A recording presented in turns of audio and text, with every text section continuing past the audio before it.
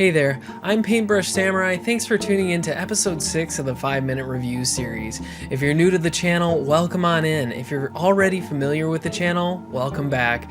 For today's episode, we're going to be talking about another amazing indie game that I suspect most people already know the name of, as it's quite infamous now for its interesting story and gameplay. And the name of today's game is Undertale.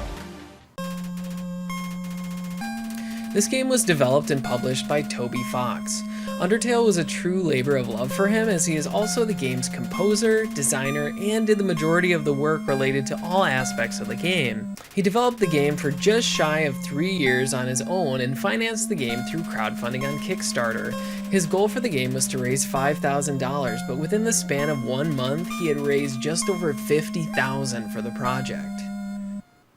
Undertale revolves around the story of a child that has fallen into a subterranean world. Your goal throughout the game is simple, to leave this underground and get back to the surface.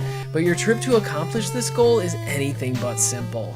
The gameplay for Undertale is a true joy to experience, as the battle system is wonderfully crafted and extremely unique. I'd say this is the only RPG I'm aware of where the player can choose to either spare or kill enemies, including bosses. When deciding to attack enemies, a simple slider runs across the screen where a player is expected to hit the middle to do the most damage. However, if a player decides not to fight, they can choose to act, and this brings up a secondary menu where a player can choose to talk to, compliment, flirt, and do many other actions that are situationally dependent upon the monster that you're fighting.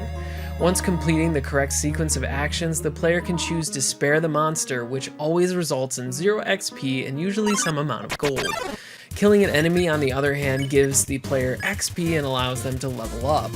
So in this way, it allows for several playstyles, since you're never truly forced to grind or level up to complete the game. Also, when enemy monsters attack the player, you defend as a heart inside of a box. The enemy attacks can come in several different forms, but the main goal in these sequences is to dodge their attacks to avoid damage. This creates a classic shoot 'em up or bullet hell experience that's really interesting and fun for an RPG, and this keeps the combat engaging regardless whether the player decides to attack or spare monsters, as each enemy attacks in its own unique way. There's also a wonderful amount of humor rolled into the game, and I found myself frequently laughing while playing. Then at times, the game can cut you right to the core and have you tearing up also. It's a truly wonderful ride for storytelling and has extremely memorable and relatable characters to meet along the way. The music in Undertale is truly amazing, and I found myself frequently bopping around while listening to it, especially during boss battles when it's very energetic.